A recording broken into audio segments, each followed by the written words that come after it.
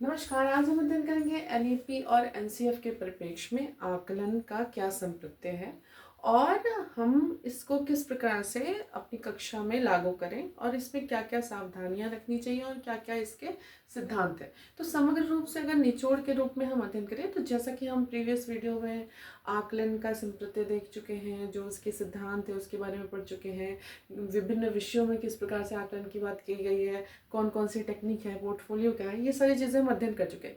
तो अब हम उसको संश्लेषण करने का प्रयास करेंगे। जो सारी आपकी विधियां हैं आकलन की या जो भी आपके तरीके हैं आकलन के, उसको समग्र रूप से देखा जाए तो किस चीज़ से ओतप्रोत है, अर्थात उसका सोर्स क्या है। तो उसका सोर्स जो अब के परिप्रेक्ष्य में हम पढ़ रहे हैं, जब से आपका नया एनसीएफ आया है और जब आपकी नई शिक्षा नीति आई है 2020, सारी चीज़ें इसी के इर्द गिर्द घूमती हैं। अगर हम इन दोनों जो डॉक्यूमेंट्स हैं, जिसमें एनसीएफ में दो है, आपका फाउंडेशनल स्टेज और स्कूल एजुकेशन उसका, और एनईपी का, अगर हम विधिवत अध्ययन कर लें तो आपके आकलन ही नहीं, शिक्षण, अधिगम और जितने भी आपके कंसर्न हैं सारी चीज़ें क्लियर हो जाएंगी। तो थोड़ा सा इसको शॉर्ट में फिर से रिवीजन करने का प्रयास करेंगे। तो अब बात करते हैं एनईपी 2020 में क्या चीज़ नहीं कही गई है। इसका हम एनईपी के वीडियो में चर्चा कर चुके हैं, लेकिन थोड़ा सा यहाँ पे रिवीजन करने का प्रयास करेंगे। तो बहुआयामी आकलन की बात कही गई है, 360 डिग्री आपका होलिस्टिक डेवलपमेंट की बात कही गई है। एनएससी मतलब असेसमेंट का काउंसलिंग जो बनाने की बात कही गई है, जिसके अंतर्गत परख है। आप इसके बारे में अध्ययन कर चुके हैं। आपका स्टेट लेवल का असेसमेंट और नेशनल लेवल का असेसमेंट, एसएएस और एनएएस की बात कही गई है। एनटीए की स्थापना की बात की गई। उसके बाद एनटीए ने यूजीसी और आपके जो विश्वविद्यालय के संबंधित जो एग्जाम्स है वो लिया है। एचपीसी की बात कही गई, होलिस्टिक प्रोग्रेस कार्ड की बात की गई है, पोर्टफोलियो की बात की गई है। उसके बाद चर्चा करें सार्थक अधिगम व समग्र विकास की बात की गई है। आकलन का ये सबसे बड़ा उद्देश्य है। आवश्यक क्षेत्रों की आपकी जो निदान होता है, डायग्नोस करना होता है कि कौन कौन से आवश्यक क्षेत्र हैं, इसके लिए आकलन की बात कही गई। वार्षिक, सेमेस्टर, मॉड्यूलर और एआई सॉफ्टवेयर के द्वारा भी इसमें बात की गई है आकलन की। समूह कार्य आपका हो गया, सहपाठी आकलन, पीयर असेसमेंट, स्व आकलन और माता पिता का भी इसमें सहभाग रहेगा। इस सारी चीज़ों की बात की गई। अन्य चीज़ों में प्रोजेक्ट कार्य, कौशल व दक्षता, निपुणता केंद्रित, क्विज, रोल फ्रेम, प्रदर्शन, खोज, इंटरैक्टिव प्रश्नावली, क्षेत्रीय भाषा में ओलंपाइड वगैरह की बात की गई है। क्योंकि जो हमारी जो L1 है, जो हमारी मातृभाषा या घर की भाषा है, उस पर बहुत ज़्यादा जोर दिया गया है। तो उसमें भी आपकी जो कह सकते हैं कि जो फॉर्मेटिव असेसमेंट है आप लगातार करते रहते हैं, तो उसकी बात कही गई है कि आप उस भाषा में भी उसका यूज़ कर सकते हैं और अध्ययन में तो करना ही है। और जैसे जैसे आप बच्चा बड़ा होता है उसी हिसाब से आप L2 L3 मतलब फिर बहुभाषिकता की ओर जाएंगे। फिर बात की गई है जैसे थर्ड में कैसे आकलन है, आपको पता है 5 में 3 साल आपका बाल वाटिका है और कक्षा 1-2, ठीक है। फिर जो एग्ज़ाम की बात कही गई है वो कहाँ से कही गई है, थर्ड से, जो मतलब इम्पोर्टेंट एग्जाम है आपका। इसमें बुनियादी साक्षरता व संख्या ज्ञान, कौशल, इन सब चीज़ों का आकलन किया जाएगा। फिर कक्षा 5 और कक्षा 8 में। इसके बाद बोर्ड परीक्षाएं साल में 2 बार होनी चाहिए। एक आपकी मुख्य बोर्ड परीक्षा और एक आवश्यक जो सुधार है आपका करना, सुधारात्मक, उसके लिए करना है। इसमें उच्च जोखिम जो होता है बोर्ड एग्जाम का, वो खत्म करने की बात कही गई है। और जो कोचिंग्स का इतना ज़्यादा मतलब प्रचार हो रहा है, तो कोचिंग्स के उस पर भी उन्होंने नियंत्रण करने की बात कही है, क्योंकि कुछ हानिकारक उसके इन्होंने दुष्परिणाम बताए। अब बात करें अगर एनसीएफ की, तो इसके बाद एनसीएफ आया आपका। तो एनसीएफ में फाउंडेशनल स्टेज आया, जो आपके बाल वाटिका के बच्चों के लिए आप कह सकते हैं। उसके बाद आपका एनसीएफ एससी आया, ठीक है, उससे और आगे। तो इसको लेते हुए आगे चलेंगे, ठीक है। ये चीज़ें सारी इंक्लूड ही है इसमें, ठीक। अब क्या हुआ, पेन पेपर की परीक्षा पे ज़्यादा जोर नहीं देना है आपको। इसीलिए अभी जितने भी असेसमेंट होते हैं, कक्षा 1 में भी मौखिक परीक्षा ही है, 2 में आपका लिखित है, जो 3 विषय आपके चलते हैं। खेल अनुभव की बात की गई है, आपका ऐसे असेसमेंट करना है, अवलोकन द्वारा असेसमेंट करना है, बातचीत द्वारा असेसमेंट करना है, जो वार्तालाप है आपका। इसमें बच्चों की गति देखी जाएगी, प्रगति मतलब पिछले से उसकी क्या प्रगति हुई है देखी जाएगी। आवश्यकताओं का, रुचि, क्षमता, माता पिता और पीयर और स्वमूल्यांकन, इन सारी चीज़ों की बात कही गई है। समग्र अनुभव का असेसमेंट होता है, आकलन होता है, विविधता का आकलन होता है, प्रक्रिया का आकलन होता है, सीखने के अनुभव का स्वाभाविक हिस्सा इन्होंने आकलन को माना है। आकलन सूचना का भरोसेमंद स्रोत होना चाहिए, ठीक है। विश्लेषण की बात कही गई, ये दोनों कोटेशन इंपॉर्टेंट है आपके। विश्लेषण की बात कही गई है, HPC जो बात की गई, अर्थात ये सारी चीज़ें तो इंक्लूडिंग है इसमें। चेकलिस्ट की बात की गई है, इन्वेंट सैम्पलिंग की बात की है, और आर्ट फैक्ट्स की बात कही गई है। ये आपके जो ड्राइंग और गतिविधियां हैं उससे संबंधित है, ठीक है। सीखने के अवसर के रूप में आकलन होता है, समेकन के रूप में आकलन होता है, उपलब्धि बताता है, ठीक है। विकासात्मक चुनौतियां इससे परिलक्षित होती हैं और उसको हम दूर करने का प्रयास करते हैं। सहयोगी दस्तावेज है, शिक्षक की स्वायत्तता होनी चाहिए, उसको फ्रीडम होना चाहिए और लचीले रूप से अपने मतलब अनुसार भी आकलन में संवर्धन कर सकता है। कहानी और निर्देशित बातचीत, ये सारी चीज़ें आपकी FS में कही गई है। अब हम बात करें ऐसी मतलब जो आपका स्कूल एजुकेशन है। अब देखिए हमने ये सब चीज़ें है, ठीक है।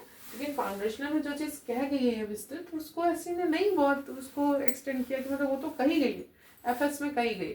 FS के आगे जो ऐसी है तो इसमें बात की गई अधिगम प्रतिफल। तो अधिगम प्रतिफल आपका शुरू से ही है, आपके सारे कक्षाएं के सारे विषयों के अधिगम प्रतिफल पहले से निर्धारित है। आप डॉक्यूमेंट देखेंगे तो उसमें आपको सारे अधिगम प्रतिफल मिल जाएंगे कि आपका फर्स्ट सेकंड मतलब बाल वाटिका के 3 साल, और फिर उसके बाद कह सकते हैं फर्स्ट सेकंड जो आपका पहला 5+3 मतलब 3, 4, 5 का अधिगम प्रतिफल, फिर +3, 6, 7, 8 का अधिगम प्रतिफल, फिर 4, 9, 10, 11, 12 किस प्रकार से है, ये सारी चीज़ें इसका असेसमेंट करना है, इसकी प्रतिपूर्ति करनी है। त्रुटि विश्लेषण मतलब त्रुटि यहाँ पे कोई समस्या नहीं है, त्रुटि सीखने के लिए एक सहायक होती है, ठीक है।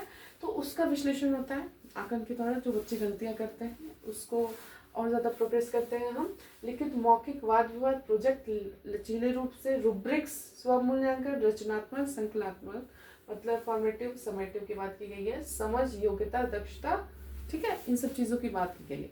इसमें 3 जो हमने लास्ट में पढ़ा, असेसमेंट आपका assessment for learning, assessment as learning और असेसमेंट ऑफ लर्निंग की बात कही है। असेसमेंट फॉर लर्निंग मतलब जो आप सतत रूप से करते रहते हो संवर्धन के लिए, सुधारात्मक, और असेसमेंट एज मतलब आकलन अधिगम के रूप में होता है, ठीक है, ये स्वमूल्यांकन से संबंधित है।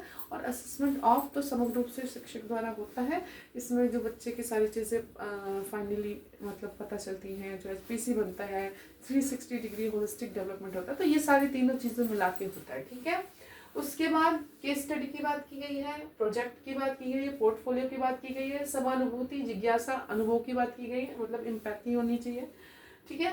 तर्क जैसे प्रिपरेटरी स्टेज है, हमने फाउंडेशन पे देखा, तो प्रिपरेटरी पे क्या है, तर्क, तथ्य, गतिविधि, कार्यपत्रक, ठीक है, इन सब चीज़ों द्वारा मतलब अवलोकन और ये सारी चीज़ें तो कर ही रहे हैं, इसके अलावा इससे असेसमेंट होता है। फिर मिडिल स्टेज पे आएंगे हम, तो विश्लेषण, संश्लेषण, समझ, कम्प्रिहेंशन जो आपका है, ये सारी चीज़ों का असेसमेंट होता है।